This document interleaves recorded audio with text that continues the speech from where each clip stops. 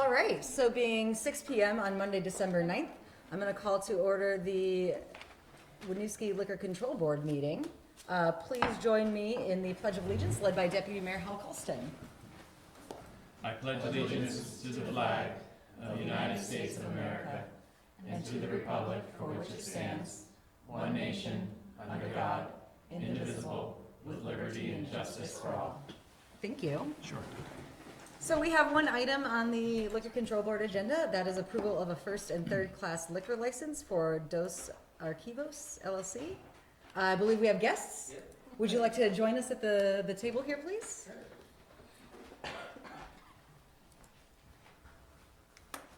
Welcome, and if you could introduce yourselves. I'm Matthew Walters.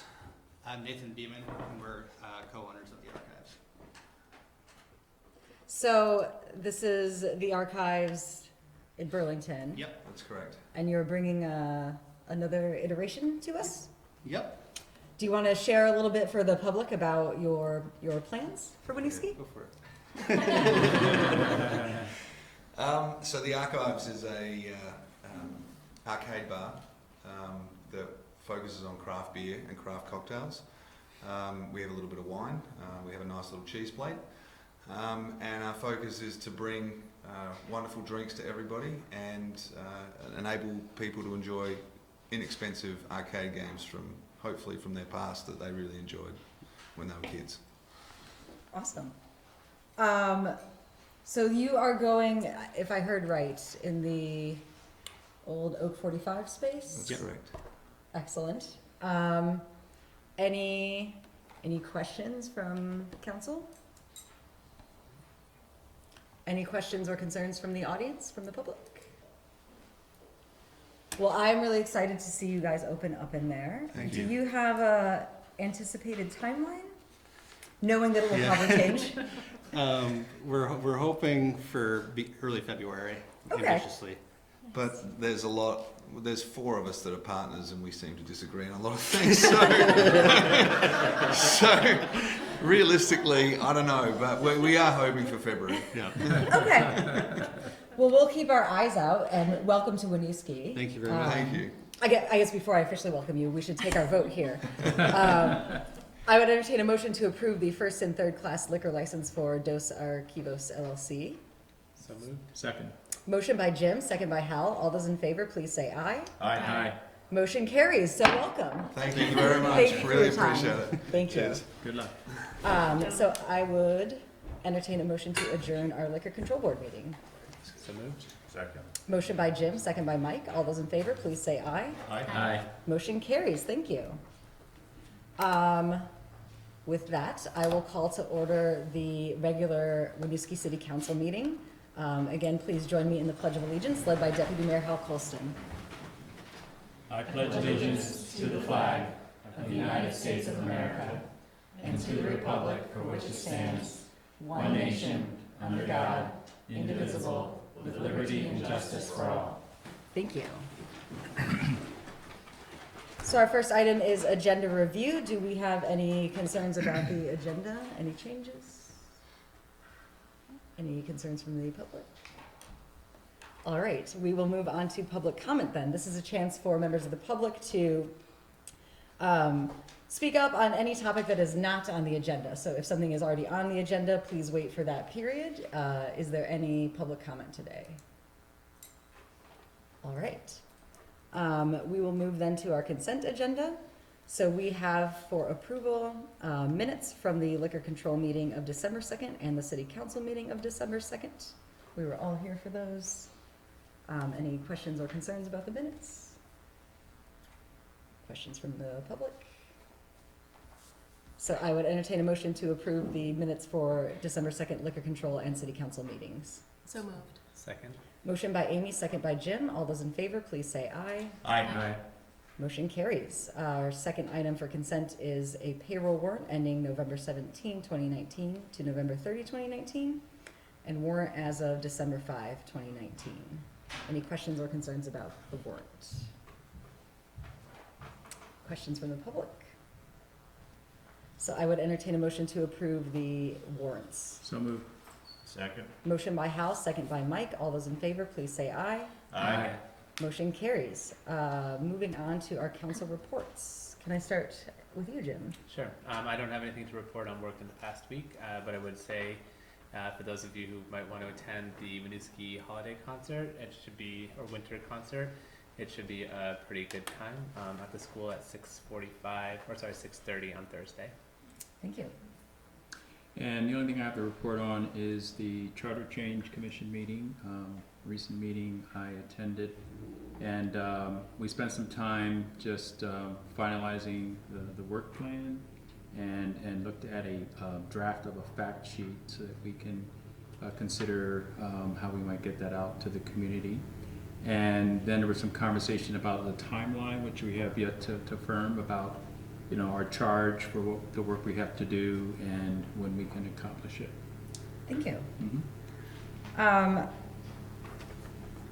I joined staff in a closeout meeting for our TIF audit.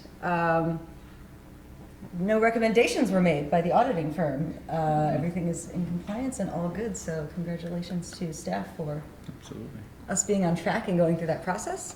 And I also attended an event put on by the Refugee Resettlement Program to appreciate the work of partner organizations supporting refugees and refugees in our communities, which was a really nice time, and met some of the folks who are providing support in our community. So that was exciting. That's it for me. I attended the holiday pop-up shops last Thursday, and just wanted to give a shout out to Downtown Winooski and also the city staff for putting on that event. I think there were over 40 different vendors, artists, clothing, all sorts of vendors participating, and it was just really great to see so many people come out that night and support local businesses. December 5th, we had a municipal infrastructure meeting, and the commission met with VHB and Mike Willard, the landscape engineer, to show us some examples of some of the work that company has done in the past. Excuse me. That he had some examples of pavers that we want to see on those sidewalks. Some of the main takeaways were we're going to try to keep an option package that keeps consistency of aesthetics through Main Street, the Rotary Park, and Riverfront Park. We also talked about maybe putting a timeline up Main Street, sort of like the let me find it here in my notes. The trail, the Freedom Trail in Boston, with Paul Revere ran, they have a nice section of pavers that it's marked, and we thought maybe putting an option package together with the first settlers of Winooski down to the current population of Winooski, and then leaving a space out for future residents of Winooski. I thought it was a nice touch. I think VHB is going to bring 3 option packages for the commission to vote on, or maybe put their own package together to bring to the council. And I thought it was a good meeting, and we had a lot of input. The committee had a lot of input for Mike Willard, who again is VHB engineer, and I'm looking forward to seeing that in the next couple months. Thank you. So next up, we have city updates. Great, thank you. So just to start, I want to take a moment to recognize Omnis, Laura and Sheila, who are in the audience. They are our consultants for our Parks and Open Space Master Plan. They are here in the city this week doing the second round of public outreach for that Parks and Open Space Master Plan. So that session will be tomorrow night with the Safe, Healthy, Connected Commission here at 6:30 at City Hall. So if folks are interested in coming out and voicing their feedback on the future of our parks and open space, I really encourage them to do so. And I don't know if Ray or Sheila or Laura, if you want to share anything else about your work or tomorrow night.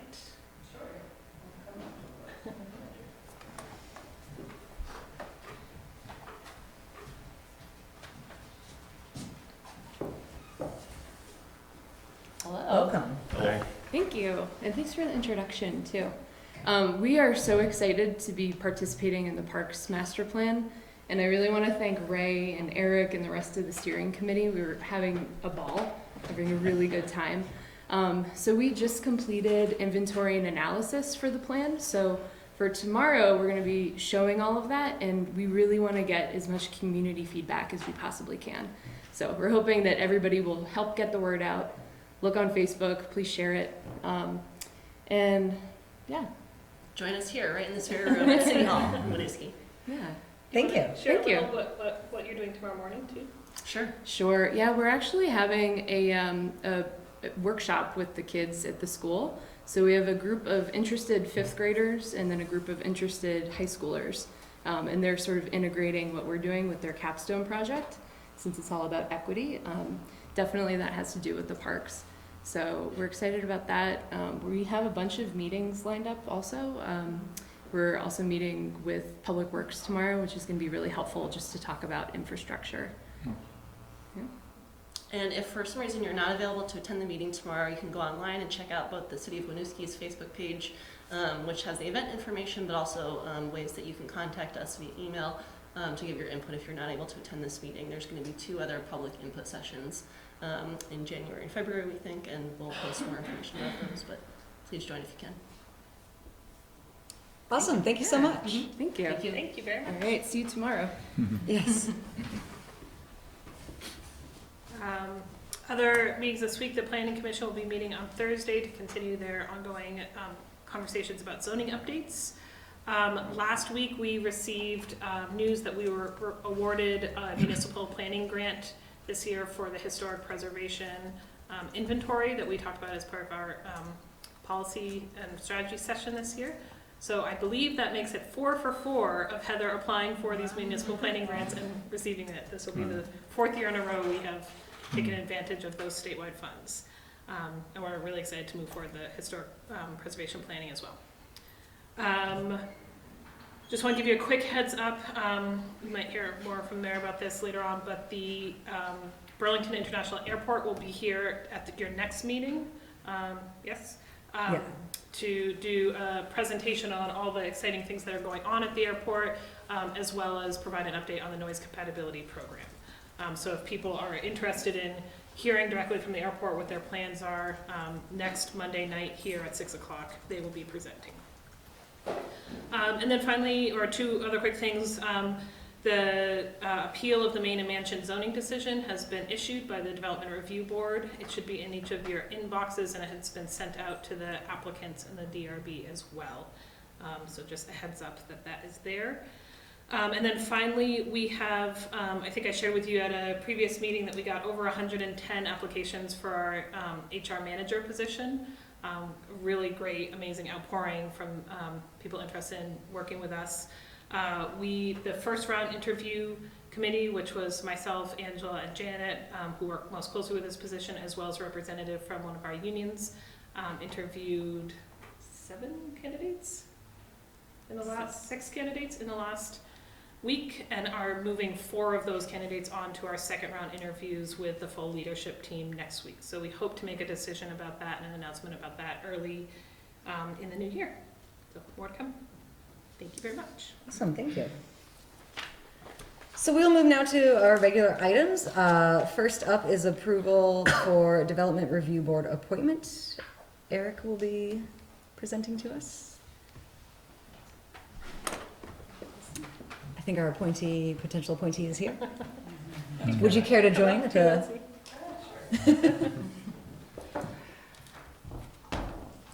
Yes, thank you very much. I am here tonight. It's my pleasure to recommend the appointment of Elsie Goodrich to the position of alternate on the Development Review Board for a term ending June 30 of 2021. Since I have been on staff with the city, we have not had a full complement of membership on the Development Review Board, and Elsie has shown some interest in participating with the Development Review Board. The chair of the DRB and I met with Elsie a week or so ago and had a discussion with her. Her current employment and other activities and interests, I think, align very well with a a need that we have on the Development Review Board to kind of bring a different perspective in. So I think she will be an excellent fit, and would recommend that she be appointed to that position. Thank you. Did you want to tell us anything about yourself or why you're interested in this role? Sure. So I used to work for the city as the youth coordinator at the Winooski Memorial Library, and I'm excited to get back involved in the community. I've sort of missed having that link and feeling engaged with the community. I'm excited to volunteer. I currently work as a paralegal doing a lot of real estate development, affordable housing, and exciting things like that. So I'm excited to get more involved in Winooski's specific needs and assessing things that come before the board. Thank you. Thanks. Are there any questions from council? Any questions from the public? I'll just say, obviously Eric is excited reading your application here. We're also excited to your point, like bring in some new viewpoints here and have you back engaged with the city. So thanks for returning. Thank you. Seeing and hearing no questions or concerns, I would entertain a motion to approve appointment of Elsie Goodrich to the Development Review Board. So moved. Second. Motion by Jim, second by Amy. All those in favor, please say aye. Aye. Motion carries. Welcome aboard. Thank you. Thank you. Congratulations. So our next item is for approval, Waking Windows event permit. Heather will join us.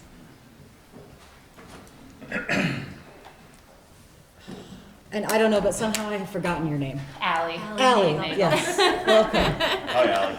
Hi, how are you? So it's that time of year again. It comes around really quickly, but we've received the application for the event permit for the 10th annual Waking Windows, which is quite a milestone. As you all probably know, this 3-day arts and music festival has been held annually for the last decade, and it draws thousands of visitors to Winooski over the course of the weekend. The event will take place again in many downtown business venues, as well as outdoor stages on Winooski Falls Way and in Rotary Park. The event sponsor, Allie Nagel, requests the closure of Winooski Falls Way for Friday through Sunday, May 1st through 3rd, use of Rotary Park, use of city property along Winooski Falls Way, use of the Terrace Park in front of VSAC, and use of Landry Park at the skate park. Staff discussed requirements and event needs with the event sponsors at our monthly event review meeting on November 20th, and we recommend approval of this event permit. Thank you. 10 years. I'm surprised Wow. it's been that long already. I know. It's crazy. Anything special planned for the anniversary? Nothing specific yet. We have some pretty big headliners that we're excited about. So that will be, but we haven't announced them yet. So I Awesome. think that, and then we'll just do addition to what we normally do, but the footprint is gonna stay the same. Awesome. Yeah. Any questions or concerns from council? Just curious if you anticipate more attendees because it's the 10th I anniversary. don't know, the past 2 or 3 years, it's been sort of a stagnant of the amount of people, or at least the amount of tickets that we've sold. So I don't know. We hope that there would be more. We have space for more, but I guess we'll see. Hopefully it doesn't rain. Exactly. Right. Yes. I have a question about Landry Park. Yes. Is this new addition this year? We did it 2 years ago. We utilized the skate park. So that was the goal. It's not definite, but we would want approval for it just in case. We wanted to do, 2 years ago, we did a skate competition for the youth, and we'd like to do it again. Okay, so If that's, we could get it into. so no music, not We had regular- we had a speaker set up for a DJ. It was Yeah. during the daytime hours, and it was a all gender competition. Yep. So I think it was the morning. It might have been like a 10 to 2 thing. No other questions? Questions from the public? All right. So I would entertain a motion to approve the event permit application for Waking Windows. So moved. Second. Motion by Hal, second by Mike. All those in favor, please say aye. Aye. Aye. Motion carries. Yay. Thank you again. So Thank much. you. 10 years. Yeah. Thanks, Alex. Thank you. It's been that long. Do we need to move our, okay, so the next item is a presentation from Channel 17 Town Meeting, but our guests are not here, so we will hold off on that for now. So let's move on to item D, SHARP grant for occupant protection and DUI enforcement. So Lieutenant Also not Huizinga here. is here. Oh, you are here, yes. You look different out of uniform. Thank you. That's the goal. So this is our annual SHARP OP DUI equipment and officer reimbursement grant. We do it every year. It's part of a countywide thing. We've actually merged Chittenden and Franklin County this year. That's why the totals are a little bit different.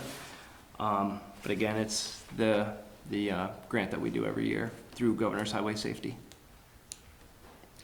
If I'm understanding right, this like allows us to do more DUI enforcement and then we get reimbursed. Yeah, so what it does is it allows officers to work on DUI and occupant protection enforcement on their off hours, and then they get reimbursed with these funds.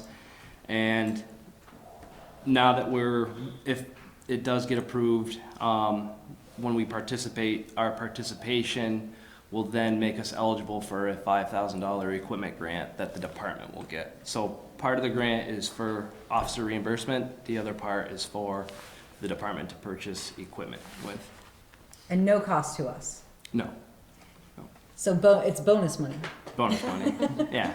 And Any bonus questions public from? safety. Bonus public safety. Yes, Yeah. yes. And the only other difference again is the totals, instead of $4,000, which has been for equipment grant over the past years, they've upped it to $5,000 this year. Excellent. Questions from council? Nothing from the public. Seeing and hearing no questions, I would entertain a motion to approve the SHARP grant for occupant protection and DUI enforcement. So moved. Second. Motion by Amy, second by Mike. All those in favor, please say aye. Aye. Motion carries. Thank you. Thank you. Thank you. So we will move on to item E, which is discussion FY21 general government presentation. Quick second to set this back up. Angela, if you want to come up as Well, nothing concerning on the docket so far. you.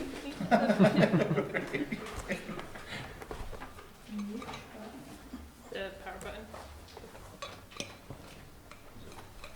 Sounds already lit up. I don't know. So, that sounds right.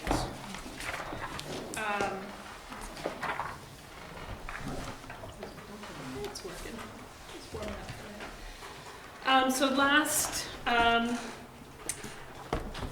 Monday night, we gave you the overview budget FY21 proposed budget presentation, and tonight is our first night getting down into the details on specific content areas. So tonight we are focusing on our what we call general government services. These are all of the efforts that either support citywide functioning from an administrative comprehensive perspective, or efforts that really don't have other staff assigned, like parking and the TIF district. I think it's important to note that while ultimately myself and the administrative team are accountable for all of the deliverables of the city, there are lots of other staff members in the city who play significant roles. I also want to call out that one of the reasons we focus on one of the reasons you'll hear me kind of focus on some of the successes we've had this year that belong to other service areas are a lot of what this team does, primarily finance, HR, community and economic development, and communications, touch other big projects. So, for example, doing $5 million of capital work this summer, the success of that really sat with Public Works, but it also included invoices processed, grants received and managed, work like that that supports everything, as well as the communications efforts to get the word out to our residents about what's going on. So that's kind of the overall picture of our general government team. So as we have done with the other presentations, we really like to start with what these resources are designed to do, which is to further the strategic vision of the city, as you all have defined with us in the past and as are defined in the master plan. So these are our FY19 accomplishments. So this reflects work with the year ending June 30th, 2019. And you see a lot of the same priorities highlighted. We also include at the bottom some more administrative data points that I think are important to call out, like 3,400 invoices were processed totaling almost $15 million last year. And for elections, we supported over 6,000 voters in our city. We had 350 employment applications in 2018, processed 94 zoning permits, supported 8 new businesses, 41 existing businesses, and 11 potential businesses. And were awarded $16 million in grants and low-interest loans. So that is our past year's accomplishments. Things we're working on this year, again, many of these have been called out already. We want to highlight some of the other operational priorities that we have focused on and that we will continue to focus on this year. Eric and the clerk's office have and Public Works have streamlined the permit application process. Obviously, as you know, we transitioned the commission structure. We're wrapping up our 5-year TIF audit, and we are onboarding a new HR manager. And then moving forward in FY21, obviously we will meet and set priorities together after town meeting day, but this budget as currently proposed supports these ongoing priorities that are carrying forward from this year into next year.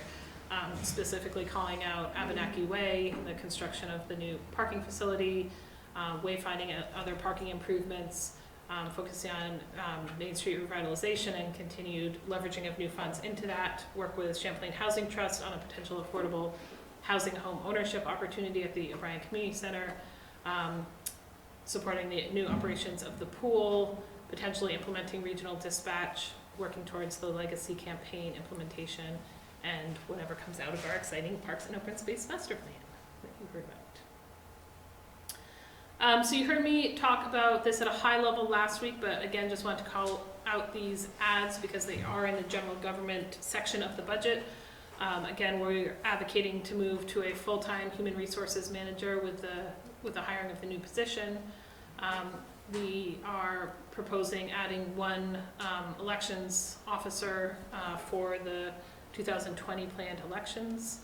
We are incrementally increasing our commitment to our community partners, Winooski Valley Parks District and Channel 17. And we are starting to build capacity for a new financial management system pending decisions at the state for a $10,000 ad. Jessica, can I ask a question? Sure, please. Sorry, do we anticipate that being a one-time expense of $10,000, or is that just in this first year? So we anticipate it being an ongoing annual license fee for a new system, as well as a one-time request that we have not defined yet for migration and purchasing of the new software. So the $10,000 is just your best guess for right now? Yep. Of what it would cost. Okay. You want to talk about how you came up with that number? So that is a very rough estimate. We contacted some other communities in the state that don't use NEMRIC as their financial application and received information that their annual software costs are $17,000 a year. They're a little more complex, having some different components than we do. So this is splitting the difference between what NEMRIC is currently estimated to cost us and that $17,000 number. Thank you. So I have a follow-up question. We still don't know when and if this is happening for sure, is that right? So that is right. The tax department has not issued a decision yet on whether they're going with a new CAMA system. I think it's fairly likely that they will. And I think it's fairly likely that as they do over several years, NEMRIC will adjust or phase out, or something will change. So I think the reality for us is we are going to have to face a new system sometime in the next couple of years. Additionally, I would suggest, and Angela's in this and Janet are in this system all the time, so they may have more insights, but NEMRIC is a very useful system given that we have used it for 20 years and know it very well. It is not very sophisticated in our ability to report or benchmark or share data. So any kind of improved system we want in the future will be a significant both kind of service addition and analysis addition to our team. So I'm curious if you had the discussion about, so we budget this now. What if they don't move, or they don't move for several years? This is sitting in the budget and we're collecting taxes for it. We don't necessarily need it right away. So Could we have waited until we know for sure and then use fund balance for the when we first find out that first initial license fee? We have received a letter from Nemrick, who is our current software. They are increasing their licensing fees for FY21 up to $5,000. It's more than double what we're currently paying, so we will need at least half of this to continue the existing licensing that we have. And I think our thinking on this is that this is going to be a big, so our proposal, you all can decide, you can absolutely change it.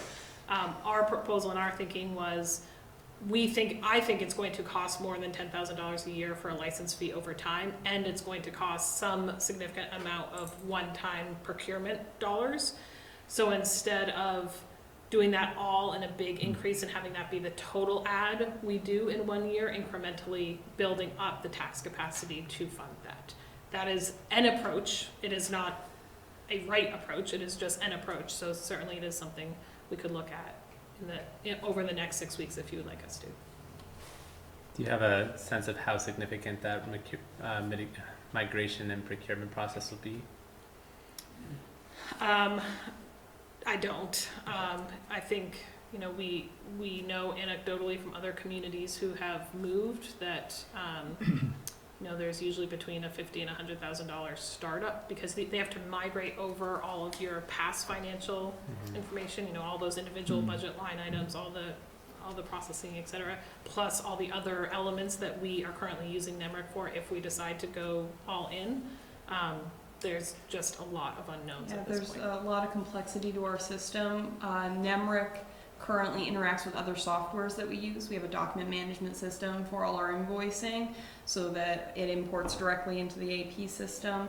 In addition, our utility reading software to do water and sewer billing is a different software that currently communicates directly with Nemrick. So incorporating those other softwares into a new component is going to be that more time that's going to need to be spent. Thanks. Good. Any other questions on any of these changes? So I did want to also go over some of the revenue assumptions made in this budget. This isn't necessarily solely for the general government portion of the budget, but because we don't go through revenues as precisely in the other presentations, I want to call them out here. So here you see the roll-up budget. The line items for these budgets are on page 63 and 64 of your budget book, and the budget book that's on the website if folks want to follow along as well. So as a reminder, the significant revenue adjustments we're recommending with this budget are a 0.8% increase in the grand list. That's based on an analysis of the permits that are currently pulled and where we anticipate projects being as of April 1st when the grand list is established. That provides $58,000 additional revenue dollars in this budget. We are also projecting $355,000 of local options revenue as compared to last year at the $277,000 rate. So it's an additional increase in revenue. And then we're recommending 2 small increases to zoning fees and curb cut fees to more accurately reflect what those have come in at the last 2 years. I have a really random question for you, but I think at one point you had said that we were going to maybe start collecting rooms tax on Airbnb. Has that happened? So we are collecting rooms, meals, and alcohol tax. It's all part of the same sales tax. So Airbnb has a separate, this is my understanding, and for our state rep, something you might want to think about. So Airbnb does not collect rooms, meals, and alcohol tax for the state. they have a agreement with the state to provide essentially kind of like a pilot payment. So they're not actively collecting it at the point of sale. They're saying, we think it's about this much and we would give you this wholesale of one-time payment annually for their tax obligation, although it's not a tax obligation. The state does not share that revenue with the municipalities, even the municipalities where there is a rooms, meals, and alcohol tax. So we do not collect sales tax. No one in the state technically gets rooms, meals, and alcohol, or rooms, meals, and alcohol tax for Airbnbs. It's the agreement with the state where the state gets the revenue stream.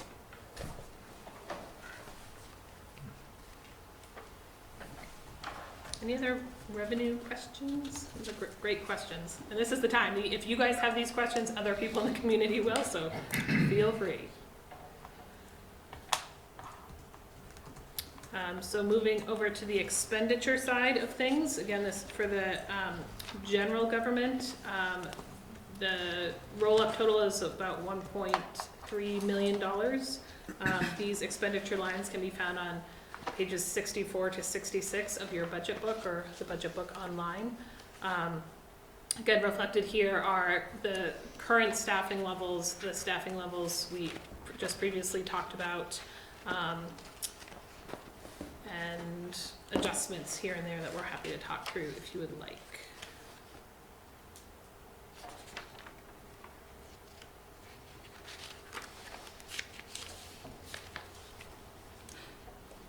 Doesn't look significantly changed from last year.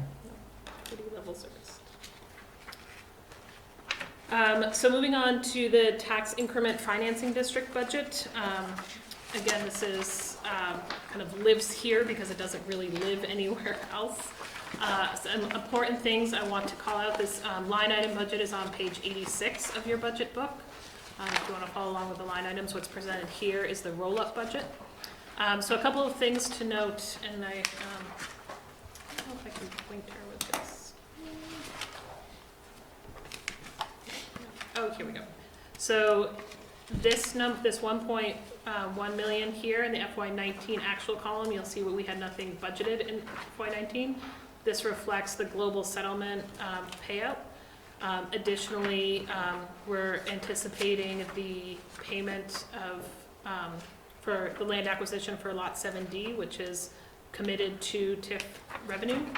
And we are also anticipating with this proposed budget, this last installment of that global settlement agreement, as you remember, the $250,000. On the expenditure side, and you'll see this in the community development budget coming up, we are anticipating increasing the payment on the note to the community development trust. I'll get to that more in a minute. And the big important thing to keep in mind is, in all of these numbers, is that this number, this 1.4 number, is above 1.0. So per our debt covenant with our primary debt in the TIF district, we have to maintain a 1-to-1 debt service coverage ratio to demonstrate to our bank that we can make our full payment. So this budget enables us to do that. So stepping out for just a minute from the actual FY21 budget, I wanted to share this TIF forecast with you. These numbers are not 100% lined up, but this is the modeling that Angela and I track on a almost daily basis to make sure that we are on track to fully retire the TIF debt successfully. So we are assuming in this model are these set of assumptions on the left. So we are assuming and it's reflected here, the global settlement final payouts. We are assuming the sale of 17 Abenaki Way. We have assumed a 0.5% tax rate increase in FY22, 23, and 24. We're trying to be very conservative about that and not depend on future tax increases. Having said that, we have included the projected education taxes that the school has discussed as part of their bond vote. Because we keep 98% of the education tax in the TIF district, that makes a significant change, that makes a significant difference in this model. We also are assuming we can continue the general fund transfers as we've done. We're assuming a full payment of both the TD debt, which is our primary debt that pays for the infrastructure, as well as the debt we have with the Pecor family. So full payment of those two notes during before the expiration of the TIF, and 50% of the repayment of the Winooski Community Development Corporation note back to the city to fund community development. So with all of those assumptions baked in and the different debt structures in place, you can see that on this debt coverage ratio row, we maintain above our 1-to-1 coverage ratio for the life of the TIF. So that means we successfully pay off our debt and retire our district. It also means we, right now, assuming all these things go according to plan, will end the district with a surplus, which we will need to decide what to do with. This surplus does not, again, include the 50% repayment to ourselves of the CDC note, which would be about $600,000. So if we wanted to fully repay that in the final year, we could. So that's a lot of numbers, but the upshot is to tell you, assuming all continues as planned, we are on track to fully retire the TIF debt. And the proposed FY21 budget allows us to do that. How do new businesses, or do they factor into your TIF modeling? So like, for example, Four Quarters is going to be developing the Key Bank property. You know, there would obviously be some revenue coming in from that, and also, you know, like the alcohol tax and the fact that archives is moving in across the circle. Is that built into any of these projections? So that's a great question. So it is to the extent that the assessed value of the property increases. So for 470 Main, with that full build out, if the value of that assessed parcel increases, that new increment goes to pay off this debt. With the new assessed value of the CV, with the Lot 7D, you know, Lot 7D right now is assessed pretty low because it's a parking lot, but with, you know, $10 or $14 million of new development on that parcel, that significantly changes this financial model. It's baked in now. We have made some assumptions in this model about the full build out of 7D, so that's reflected here. In terms of like archives moving in, that doesn't change the assessed value. It does bring new vibrancy to town. It does bring new rooms, meals, and alcohol tax into town, and that revenue stream stays in the general fund. It does not go into the TIF fund. Right. Anything on that I missed? Does that answer your question? So basically, if the development that, say, Four Quarters did increase the value of the property, that difference would be reflected in the TIF. Exactly. Okay. Exactly. Yep. Other TIF questions? I have probably mostly ones of clarity. Sure, just please.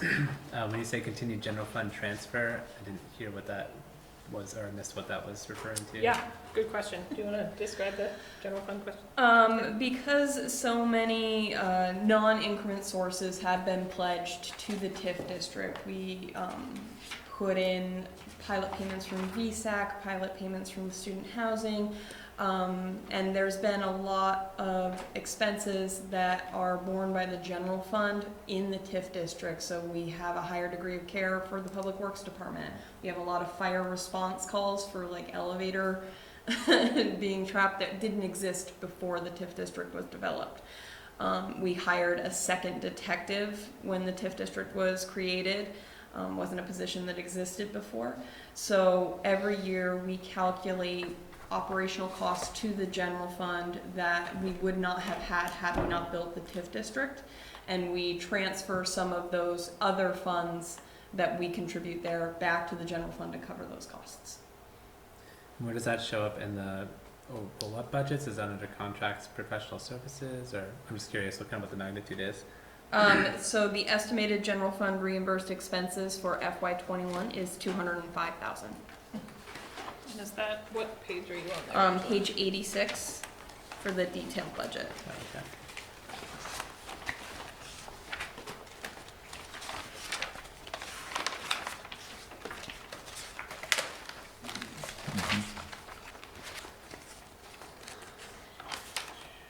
that is included in the miscellaneous line item in the roll-up. Okay. Gotcha. And could you say again what you said about the education tax revenues? Because I was looking at something. Sure. They stay with, like, you're anticipating there's going to be a higher education tax rate from that increasing revenue in the district? Right, so our TIF district is unique in the state because when it was initially created, we were allowed to retain more of the education property tax than other communities are currently allowed to retain. So we retain 98% of the education property tax increment. The original taxable value of the TIF district, all taxes raised up to that point go to the education fund. So the education fund essentially is for the TIF district frozen in 2004, and but for that 2%, and then 98% of that new increment on the education side stays with us to pay off the debt. So when the education tax rate increases, it's applied to the district. The property owners are paying the same as if they were on any street in the city, but that new tax rate increment goes to pay off our debt. And the next the tax rate increases that were projected by the school for like 21 and 22 were roughly, I don't remember what the numbers were that they were projecting that they would ask for. Off the top of your head? I'm sorry, I don't remember No. the school tax rates off the top of my It's like head. 7 and Yeah. 10 or 13 or Yeah, something. so It's not insignificant. We can bring that for next meeting. I'm just curious how much of a risk you think that is, relying on a pretty substantial tax increase that has to be approved kind of outside our municipal process. I mean, I think the debt coverage ratio is much higher than 1.0, so I don't think we run a risk with our creditors, but in terms of payoff in time for the I guess I'm seeing we're also reinvesting more in the development, the WCDC note, to pay back more of that than maybe we were planning to originally. So I'm just wondering how risky you see that being. Yeah, that's a great question. We certainly can provide a model of this with our more conservative tax rate assumptions that we carry on the city side. The reason we included them here is that the school is being very communicative, even though we're not retaining those numbers in our mind right now, about what those numbers would be. And this active model is, we try and keep it as fresh as possible with what the known things that we know. We don't, obviously, to your point, know that. So we can certainly provide this model without those at the next meeting. You can see what the difference makes. We did do that at one point, and I think it's about a $50,000 difference over the life of the TIF, which still would keep us well above the 1-to-1 ratio, but certainly we can pull that out and show you that for the next meeting. Yeah, I think that would be helpful just in thinking about if that fell through, what our municipal tax rate increase would have to be instead of a 0.5% conservative estimate, what our municipal tax rate would have to go up to cover those differences. So we don't raise the municipal tax rate to cover this. The same tax rate is applied in the TIF district to the rest of the city. Right, but we would have to increase you're projecting a 0.5% tax rate increase in 22, 23, and 24. No, 0.5%. That's us. Yeah, 0.5%. Oh, right, 0.5% increase, but if we had a shortfall from education funding, we'd have to make that up with additional municipal tax, right? So the lever that we're likely to pull if the education money isn't what we're projecting here would be to repay the WCDC note at a slower pace. This does include like a $700,000 payment in the last year. We do have a continuing repayment of that WCDC note built in this model, anticipated to come from the Abnaki parking garage, since we're anticipating using some of the WCD funds to help offset the cost to construct that facility. Okay. So to say, that's exactly right, what Angela just said. To say it another way, we would solve that problem through expenditure, not revenue. We wouldn't raise new revenue to offset not having that school increase. We would figure out how to lower expenditures. But the WCDC note is to ourselves, right? So we just pay ourselves back slower in order to do it. Okay. You can also forgive that debt. The way it was That was another structured question is I that you had. can just say, We're not going to pay this back over the life. Thank you. Yeah. You will hear that comment in the state auditor's report, in fact. Anything else on TIFs? This is a great discussion, and this is one of the only times through the year we kind of talk about the comprehensive TIF budget. So if you do have other questions as we move over the next couple of weeks on this, feel free to, this is complicated, so please do ask questions. Yeah? Sorry, can I ask one more? So we currently have 1.2 million left that will be come back into general fund once the TIF closes, if and when the TIF closes. So that's a fund that's like, what is the 1.2 million destined for? And I know that's a question that's going to be answered by the Finance Commission, but operationally, how does that work? Is that money, it's in the TIF fund, it's not accessible for general fund expenses, but what's the kind of the mentality for keeping that at 1.2 million over the life of this? So that's probably actually going to be a conversation that we're going to also have with the state, because there's definitely going to be the perception that some of that money is education money and should go back to the ed fund. So it's not necessarily that 1.2 million is going to come to the city. But that is definitely a question that Finance Committee is going to be looking at. And I think there's also two different things to look at. The 1.2 million at the end that is circled here is essentially the reserve fund for the TIF. The money that returns to the general fund on an annual basis, the increment kind of no longer being increment, but just being property tax that goes back, will be about $800,000, $900,000 a year, depending on how development plays out in the next 4 years. So it's two different pots, right? In FY25, there'll be the increment returning to the general fund, and then there'll also be this reserve fund and what we do with it. To say another sentence about what Angela just said, so there is this question in our TIF district about the amount that we will pay. You know, looking at the TIF district on a year-to-year basis doesn't work. It really is a 20-year investment.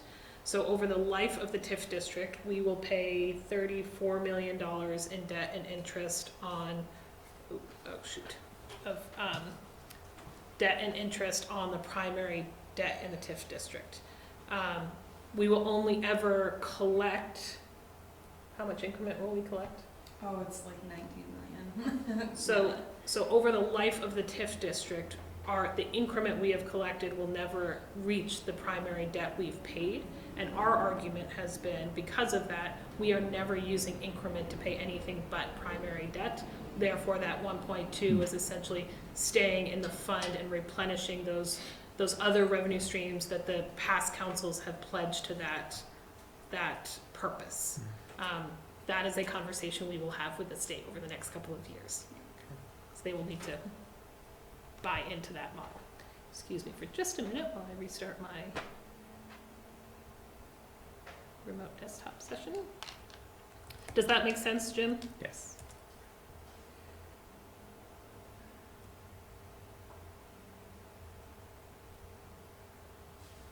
Any other TIF questions?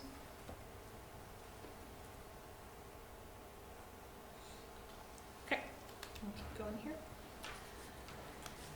So there's we talked about the CDC note, the Community Development Corporation note within the TIF district. So when the TIF district was established, there was an external Winooski Community Development Corporation that did a lot of work standing up the TIF district and provided revenue stream that needed to be repaid. When the Winooski Community Development Corporation disbanded, it became the carrying of that asset, that note, was transitioned to the Winooski Community Development Trustees to decide what to do with it. Those trustees are you all. You all are the trustees of that note payment. So basically what you do is approve the TIF budget to repay that note as the city council. Then you will need to convene as trustees and decide what to do with that note payment. And this is what we are recommending you do, which is what we have done since we started paying back the note 3 years ago. So this is what we call our community development fund. So included in this proposed budget are the costs for maintaining the city's website, We have also budgeted this year, as you might remember from previous years, we are under an agreement with the school to have the city pay for half of the cost of the school newsletter, considering it's a great communication tool that gets out into every mailbox. So we are in our second year of building up to that 50% contribution. So we've included this year's $6,700 contribution in this budget. Also included in this budget are legacy and branding materials and grant match for historic preservation. This line item budget can be found on page 88 of your budget book. So key things to note in this budget are, again, that increase from $150,000 payment on the CDC note from the last two years up to a $200,000 payment. This includes partial salaries for Eric and Paul and Heather as well. And you will see the contribution to reserves assumed in this budget is about $39,000 for a total balance of almost $260,000 projected with this FY21 proposed budget. These are reserve funds that you as a council have the authority to assign to community development projects within the kind of definition of how community development is defined in this note. We have in the past recommended to the council that a portion of this, likely about $250,000, be allocated to buy down the debt on the Abenaki garage. We're not asking you to take a vote on that right now, but we are contemplating that in the back of our minds. Any questions about this budget? For most of the items that you included, the website, the newsletter, is that in the miscellaneous column? I'm just noticing that increased by 10,000-ish. Miscellaneous line item increasing by about 10,000 is probably going to be the grant match. It's increasing from $3,300 to $13,300. Okay.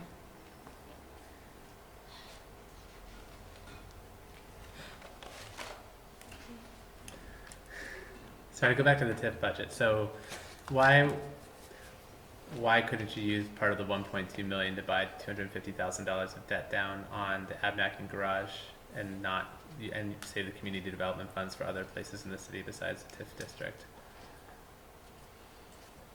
I'm wondering if there's a reason that they have to keep this fund separate, or just what the thinking is there. So currently the TIF money is pledged by covenants in our debt, so we can't touch that for other purposes unless they are defined in our debt agreement. Okay. And the sale of that, or the development of that garage would not be included in that. So the land sale, so the things that have to be pledged to TIF increment are land sale proceeds. So when we sell 17 Abenaki Way, that has to go to pay increment and any grand list growth.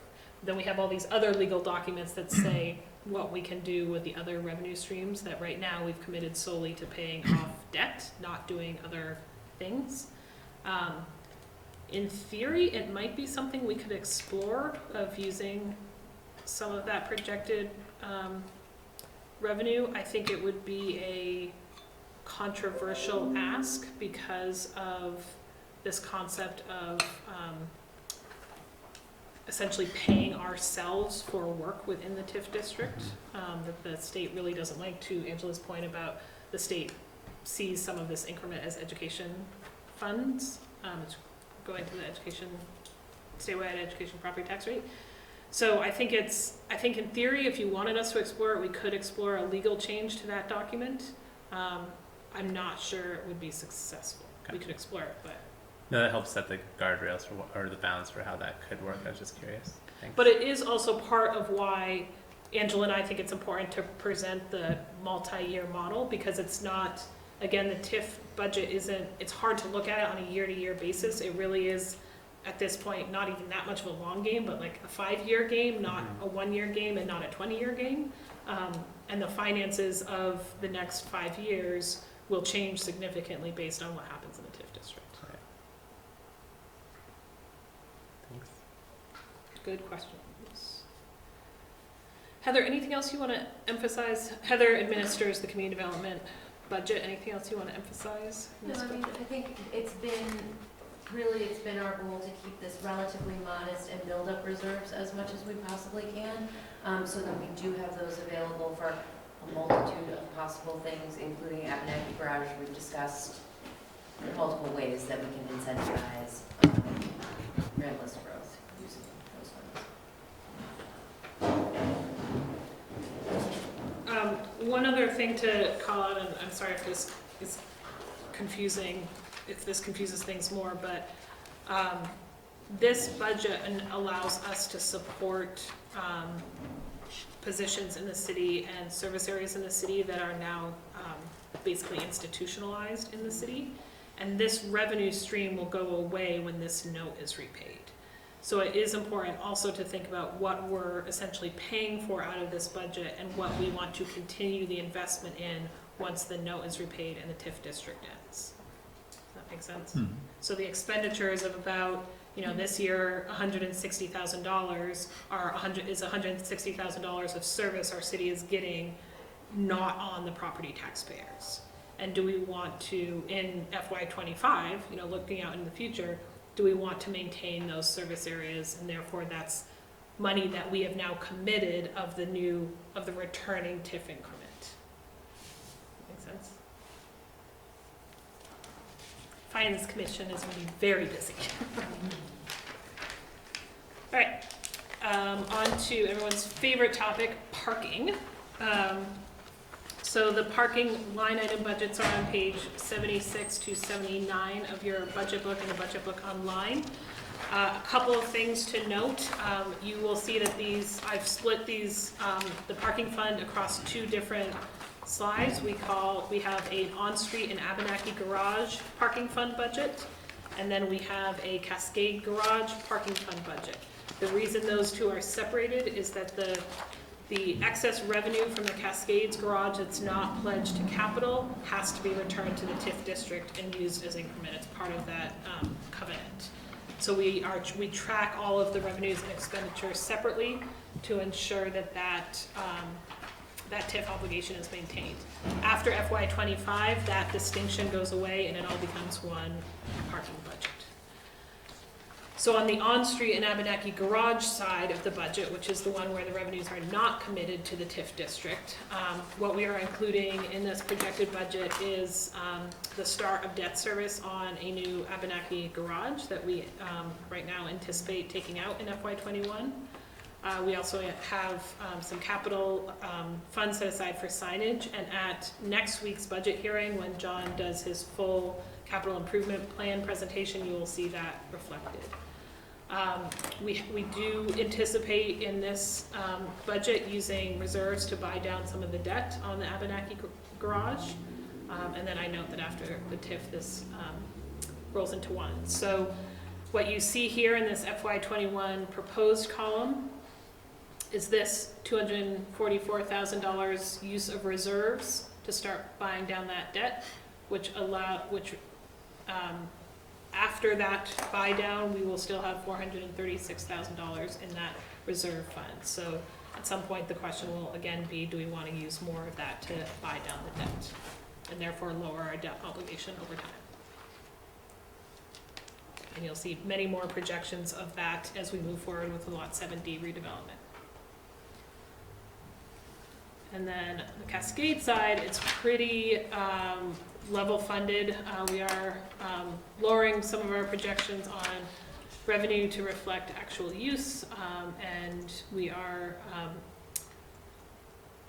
lowering some of the expenditure side as well. And we are maintaining this $275,000 capital reserve fund balance. And again, that's on page 78 and 79 of your budget book.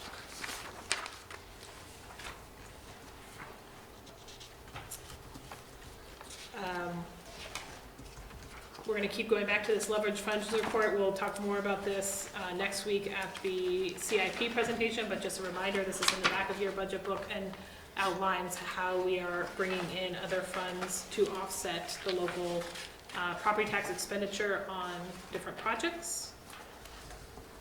And then at the end, this is the last slide and then done. I do want to call out a number of emerging issues within this general government and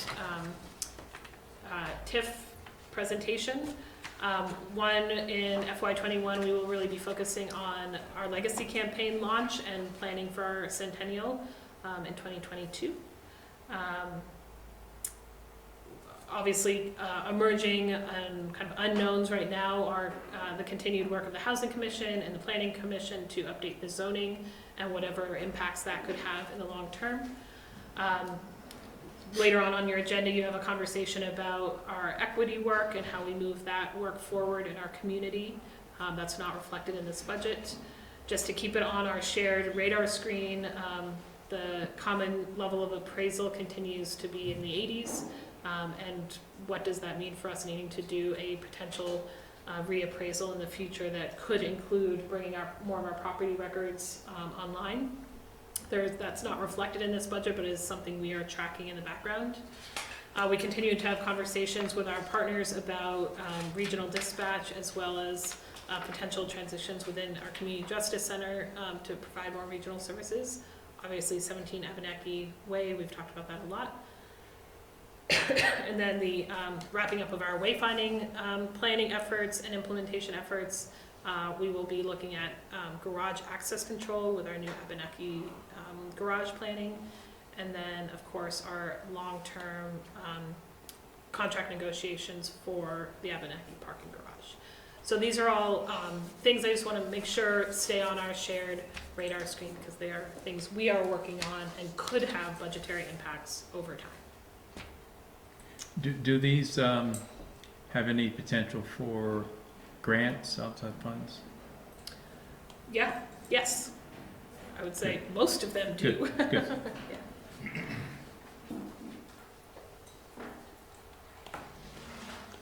And then in a previous, in last week's presentation, you mentioned that the HR position moving to 40 hours a week, you thought in part could support the equity work, or it was in response to increasing focus on equity. I guess I'm curious how much of that position you could envision supporting bullet 3 there. Is that something that, is that expanded capacity going to be eaten up by all of the capital project work, or is there going to be room in that position for some focus on equity as part of that person's position? Yeah, great question. So what we as a leadership team envisioned when we were talking about that move from 32 hours a week to 40 hours a week is really needing somebody on staff to focus on how those equity conversations impact our staff and how we prepare to become a more inclusive staff culture and become more aware of the skill sets we each need to do our jobs in the most equitable and inclusive way. So I think there is absolutely work that new 8 hours a week, that position at 8 hours a week will do on a regular basis to, as somebody said in an interview today, prepare our pond, make sure our pond is best serving our residents. I don't think it necessarily will crosswalk to the conversations you all may have later on about an equity council or the community liaisons. I think that is in addition to work we need to do to make sure we as a staff team are providing the best service we can to all of our neighbors. Great, thanks for clarifying. Yeah, that's great. Anything else on general government? So certainly as we keep going through these presentations, if there are other data points you would like us to look at or proposals you have for other scenarios to give you, please feel free to send those our way.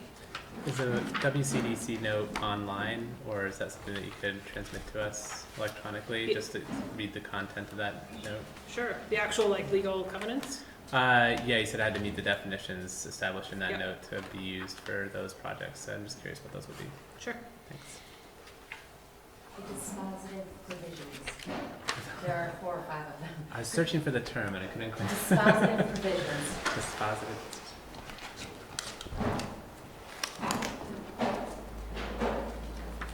Thank you. Thank you. Thank you. I'm going to call a 2-minute recess before we move back into the agenda. We will return at 7:10.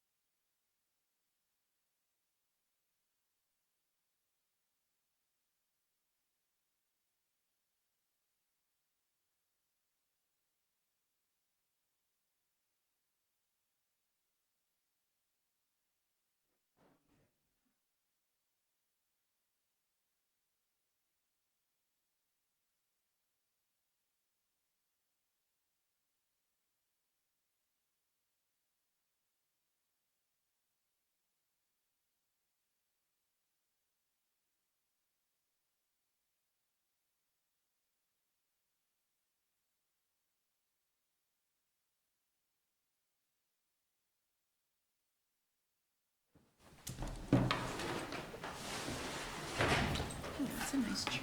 All right, let's reconvene our council meeting. We are going to return to item C, Channel 17 Town Meeting Annual Presentation, and we are joined by Lauren Glendivision. Hi, good evening. I'm Lauren Glendividian. I'm the Executive Director of CCTV, and we manage Town Meeting Television. Megan O'Rourke, our Channel Director, was going to join us today, but she's teaching a group of students from CCV this evening, so she sends her regrets. This is an annual visit that we make to the Winooski City Council and Administration to talk about the work that we do at Town Meeting Television, to see if there are ways that we can improve our service to you, and to provide an update on many of the exciting things that happen over the course of the year in the work of government access television. So I could just start by asking, are there any questions that you want to make sure that we get to based on your reading of the memo that we sent you? I'm happy to make a note of those and then include that in any comments that I make this evening. I'd love to hear an update on the PEG study when you get to that. Sure. Okay. Any other specific questions folks have? All right. So Town Meeting Television serves 7 communities. Winooski is one of them. We are very happy to have Kevin Lumpkin as our trustee representative from Winooski. It's been great. And of course, Mike covers your meetings reliably. We're very happy for that. And the support of the staff here is really critical to our success of using this resource as a way for you to reach citizens and for citizens to talk about what's happening in their community. So Winooski is very well represented on our channels. And currently, Town Meeting Television airs on Comcast 17, Burlington Telecom 17, 217, 317, and also on YouTube and various social media platforms, including this year Instagram, and our live meetings are aired on YouTube. So there are multiple ways that folks can get access to the content, either live or archived. Over the past year, we have negotiated a contract with Burlington Telecom's new owners, so that was a good accomplishment that we did with our colleagues who run VCAM and RATN, the educational and public access operations that serve this region. And then we also were involved in a settlement with Comcast. I was going to say you may remember, but there's probably no reason you would remember, that Comcast was not happy when the Public Utility Commission gave it permission to operate with certain conditions. One of those conditions was that our channels would be listed on the electronic program guides, because currently we share Channel 17 with Richmond and parts of Colchester. So if we were to put Winooski City Council on the electronic program guide, it would show up also in Richmond. So Comcast had said it would cost $4 million, $3 million to $4 million. The number changed to fix that problem across the state. The state of Vermont said you need to fix the problem, and Comcast said we're not going to do that. So they took the state to federal court. There were 3 other issues, but that was really the primary one. So we spent this summer in a mediated settlement that was ordered by Judge Crawford in that case. And the result of that settlement were a number of things, but one of them is that we agreed that the solution to the electronic program guide problem would be to move the access channels from their current location to what is called a PEG neighborhood in the 1000s, which is common across the country. But is going to take some time to educate the community that we're in a different location. So we'll be in the 1080s, somewhere along those lines, and anyone who has basic cable will be able to access this neighborhood. So it's not going to be limited to, it will include everyone who has cable. But we are involved right now in a rebranding exercise and a relocation, preparing for this relocation, which will probably happen in March.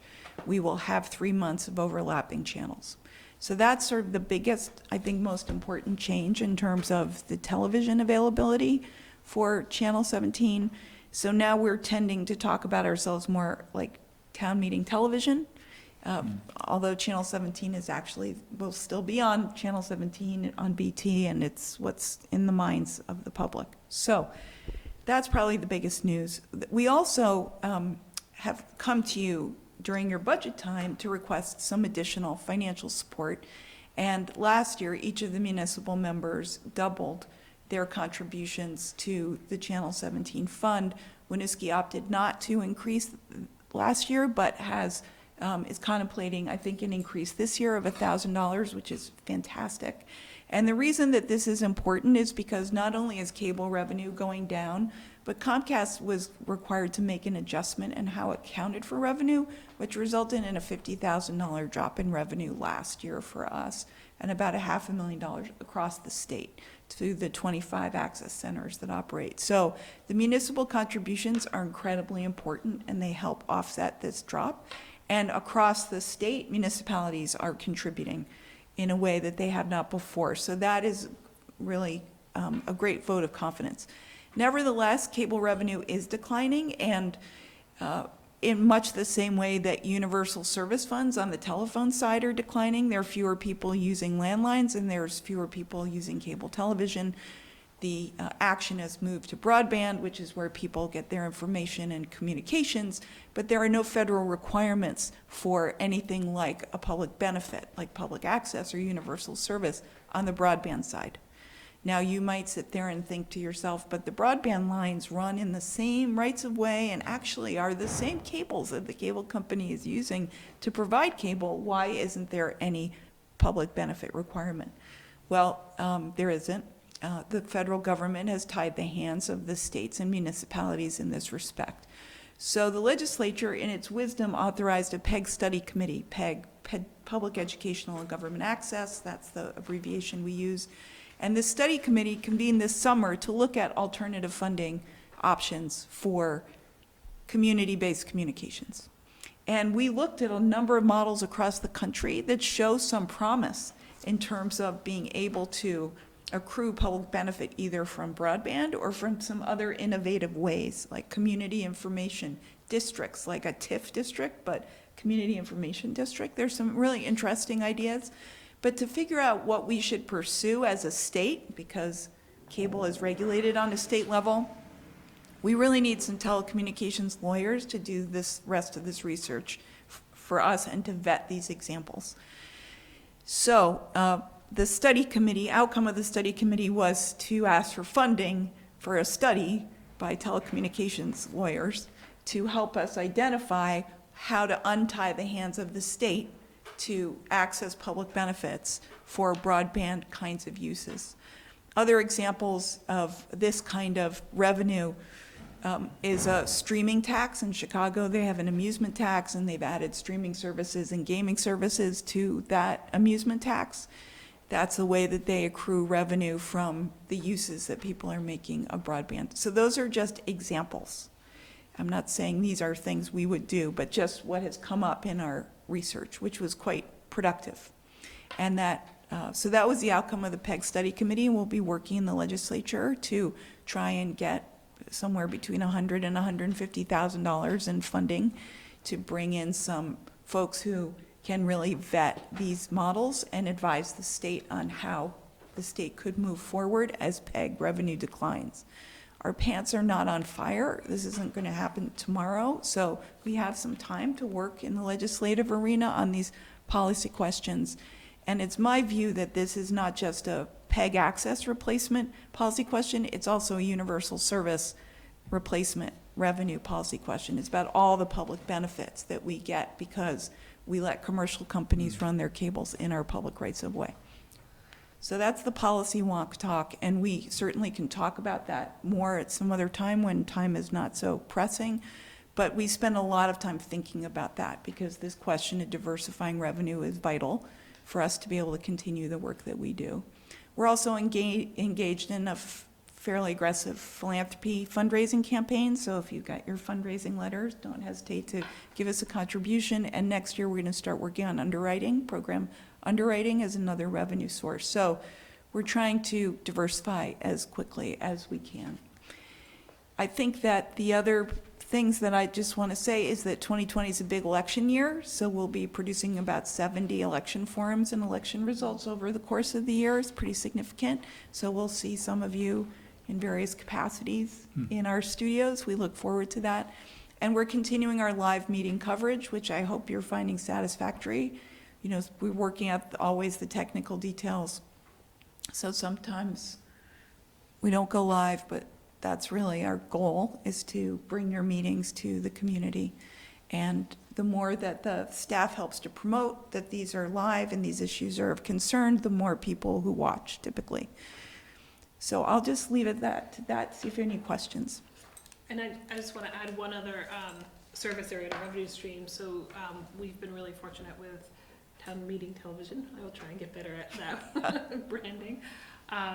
Some partnerships this year around video production and of course in the world of Winooski and things like that, but also worked with Lauren Glenn's team on the fire recruitment videos. So use their expertise, their equipment, their editing ability, a service we purchased from them, but because there was this infrastructure already created, it was a really wonderful partnership, and I think eventually will build into our legacy campaign as well. So another kind of partnership this year that I think is important to highlight. Yeah, that's a great piece of video. It's a great program. It's very inspiring. So is the Legacy Project the 2020 anniversary?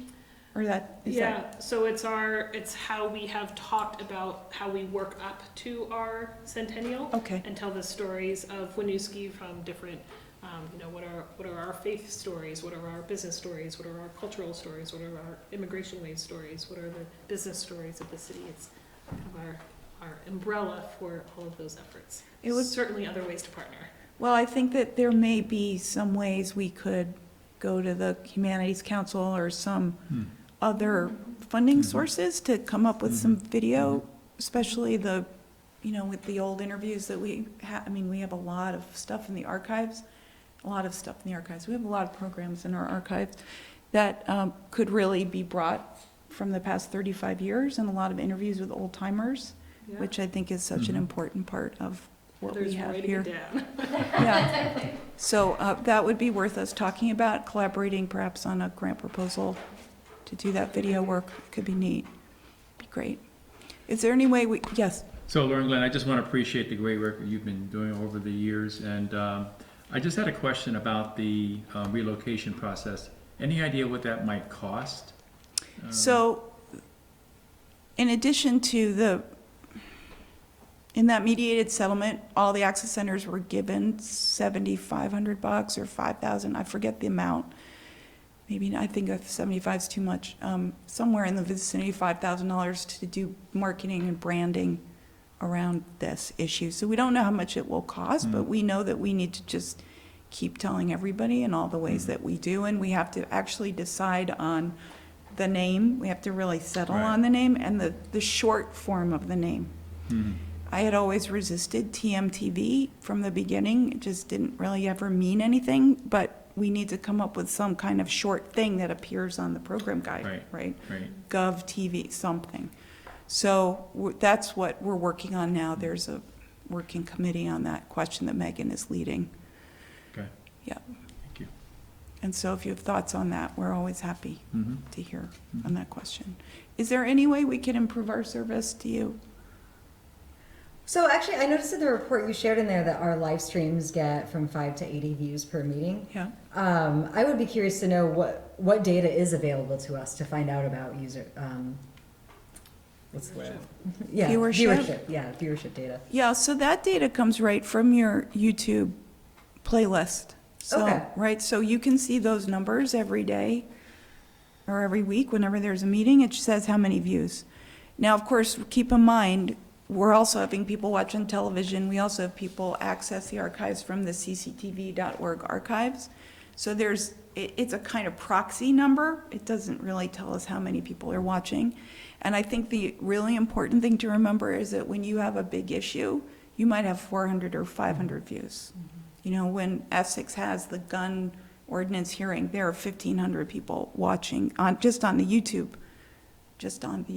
So I think that's what's really important about what we do, is that there may be constituencies for particular parts of the work, and we have to expand our reach with those constituencies. And then in the general public, because you're on all the time, when it's really a huge issue, you're on, right? So this service sort of opens the doors so that people reliably know they can come and speak on these things that really concern them. Yeah, and I want to appreciate the value that you add. Obviously the average person, the majority of people are not able to just attend. So being able to follow up, either to watch from home or following up in the archives, and being able to search and, you know, jump right to the topics of interest is a wild benefit to Yeah. getting our information out. Those clickable agendas Mhm. were in response to the question, help me to slog through all this content, which I think is still an issue, because it's a fire hose. I mean, everyone's dealing with a fire hose, but we produce 1,000, 1,200 programs a year. It's a lot of content. So the other thing I would just add is that we do excerpt your municipal updates, and something like your presentation today on that budget would be something that Michael would come back and say, excerpt that, because this is giving sort of the state of what people are thinking. They don't have to watch the whole meeting, but we just mark it. This is the draft budget in the works. So there are ways that you could then use that content and share it. So the excerpting, I think, is an effective way to summarize what's happening in a community. And we came up with that because the mayor of Burlington kept asking us to come cover his press conferences, and finally we're like, this is a lot of press conferences, isn't, you know, we don't have enough money to do this. And so we came up with these, he's already giving these talks every week at the city council. So even if he has a press conference, he's still talking about it again. So that's where we came up with the idea that you're summarizing the work of your city in those reports, and they're very great. Then we put them on social media, and you can too, and it's a good way to drive people to the fuller content. Any other questions from council? Well, thank you. We really appreciate it. Yeah, thank you for Thanks so coming in. much. Thank you. Yeah. Thanks. Thanks, Michael.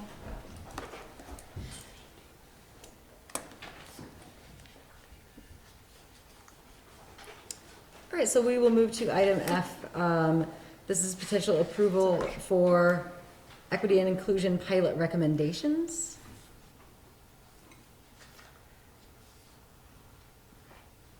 So following up on the ongoing discussion that we've been having about bringing more equity and inclusion to our processes, we had a prior, it's been a little while, we had a prior discussion about looking at possible pilot options to test out these two potential efforts that have been discussed as the recommendations that came out from the Equity Dialogue series.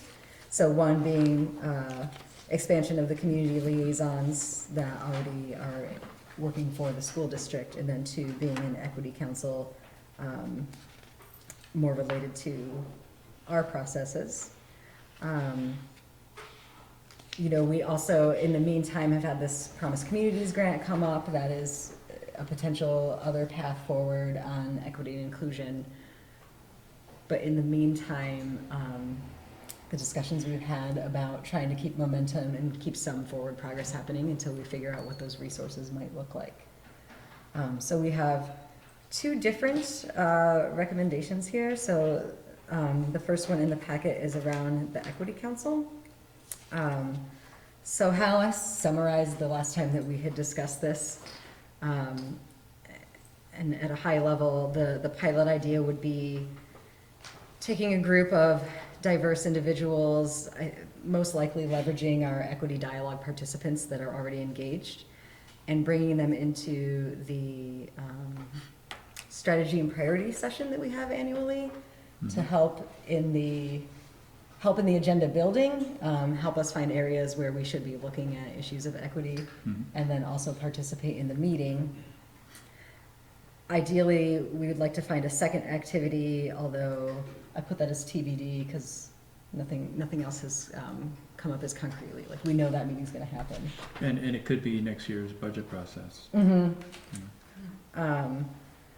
So this would be, again, engaging those existing volunteers, and then working with them in the setup for that meeting.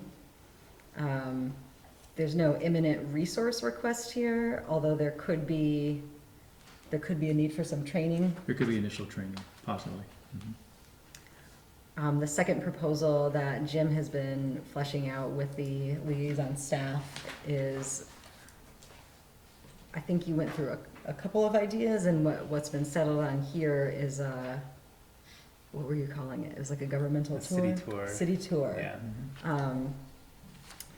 To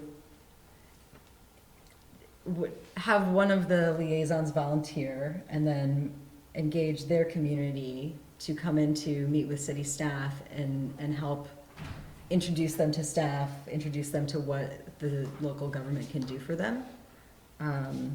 Would you add anything to that? I would just say it wouldn't be volunteering, like we would have Yeah, someone yes. choose to participate, but it would be stipended positions so that they're not being asked to do more work with no additional funds. And the other piece is this is kind of modeled on some things they've done with high school students, so it would be building on some stuff they've done with their high school students in similar capacity, but maybe with a little more formal participation by the city. Sorry, so you said that they would be volunteering, like above and? No, they would not be. They would not be volunteering, okay. That was my misstatement. Okay. They would opt in. We would compensate them but for. they're compensated. I think when I said volunteer, what I meant is Raise their hand. we're gonna do with one. We would do this with one liaison, not the full group of them. The pilot would be with one group, one liaison initially. And is that using that $5,000? It would come out of that, yeah. allotment? Okay. Although we don't know budget, that's something that staff would come back to us. Okay. I think it's an excellent idea. I think it's clear, simple, makes sense, and I think I hope it'll definitely increase participation and engagement from folks who understand how this all works. Right. That's a huge step in demystifying and Right. removing some of the veil around what we're doing. Exactly. Because a lot of cultures are such that, you don't do anything with the government. It's a separate thing. So, that's great. And that's actually an express. I've heard that a request for that sort of service from a couple of residents, including New American residents. I'm surprised it's not already existing. I mean, it's been a ongoing thing for many years now, and for them not to know where the resources are is kind of. Well, I think the liaisons as they are currently structured they're just way overworked Way in overworked. what they Sounds do. like it. Yeah. And they probably are doing this in bits and pieces Right. when needed, depending on the services of their community members. This is my understanding is that they are already helping access services, but this would be a way to kind of get Focus. a picture also of who the counterparts in the city are that can help them. Like it's not like the liaisons have to do everything. There are city resources that can then step in if someone knows where to go and how to access those. So I think it does just kind of lower the barriers a little bit to making those connections. And maybe people would feel more likely to participate in a tour if they were with a big group of people versus like asking for something one-on-one. I think it makes a lot of sense. So the ask tonight is just to get feedback on if we would like staff to proceed with coming back to us with like an implementation plan for either or these pilots. But if there are questions or if we want to talk about what we're hoping to get out of it, or what it might look like for us. Or if we're good with what's in here, just giving some direction to staff to proceed. I'm personally good with both proposals. The one with the Equity Council, it sounds like there's not any sort of budgetary requirement at this time. So I think that there's no reason why we couldn't have them at least engage in our priorities and goal setting session. And it sounds like we all are supportive of the liaison city tour as well.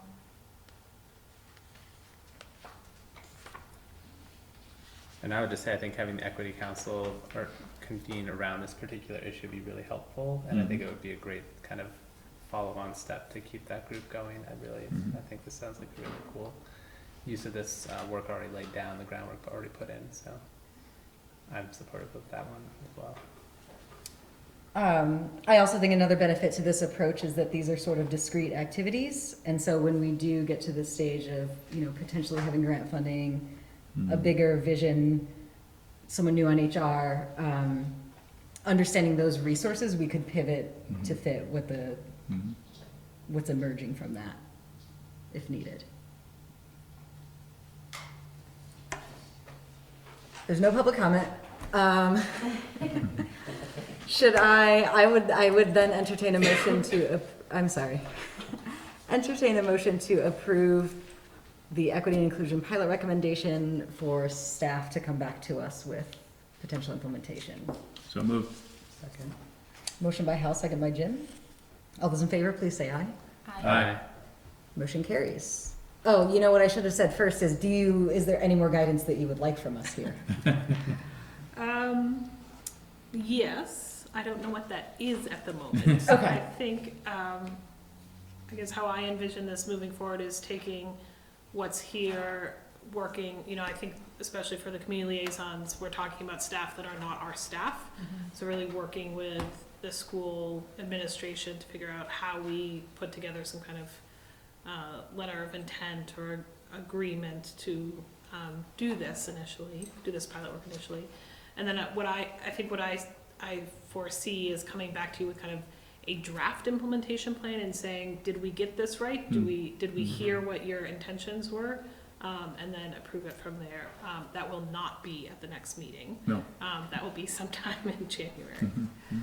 Yeah, that sounds right. Ray, can I put you on the spot? Are there other, you've been involved in these dialogue groups. Are there any immediate questions you have about developing? No, nothing immediate. I think it's a great reflection of the dialogue and conversations we had in that group ongoing, and I think now kind of putting that rubber to the road and coming up with an operational plan for it is the next step, and that'll be something we can do with staff and come back in a month or so. Yeah. It's exciting. Great, thank you. Thank you. This brings us to our final item, G, approval resolution supporting municipal authority in a commercial cannabis system. So this was we had a discussion about this resolution at your last meeting. Just as a reminder, the Vermont League of the legislature is likely to take up a commercial cannabis marketplace legislation this coming session. The Vermont League of Cities and Towns has circulated this resolution to communities to say, if this is adopted, if a commercial cannabis marketplace is adopted, here is what municipalities would like to support what that looks like on the local level.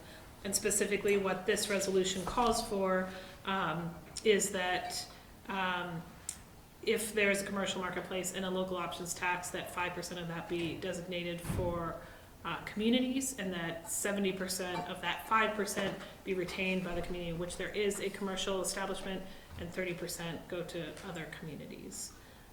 So we had a discussion about this at your last meeting, and but it was only warned for discussion, so bringing it back tonight for consideration and approval.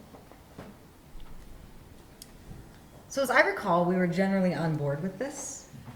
I personally have some concerns about putting forth these numbers.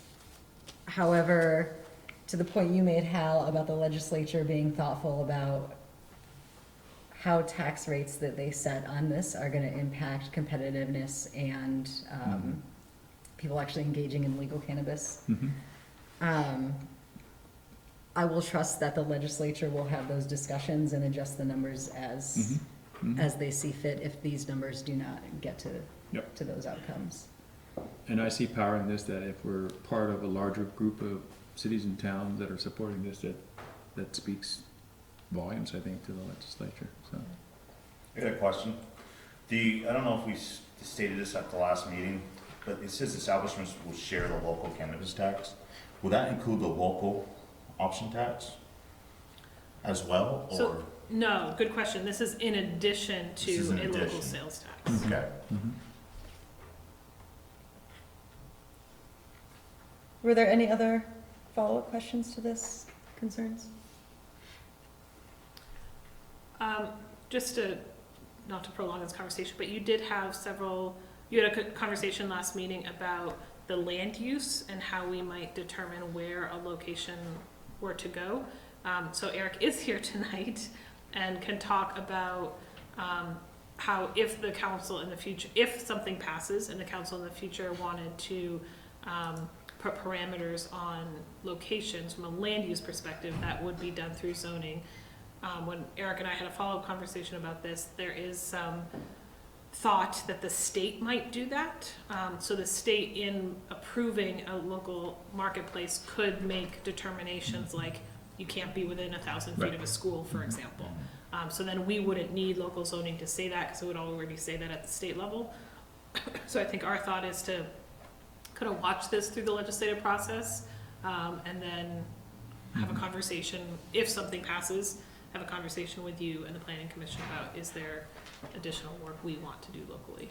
Did that capture your expertise? And I think, I'm sorry, go ahead. I was just gonna say, given the aim for an opt-in, we would have time to have that discussion and make those decisions as Right. well before. And the reason I didn't bring it up is you actually added some language in this that wasn't here last time, I believe.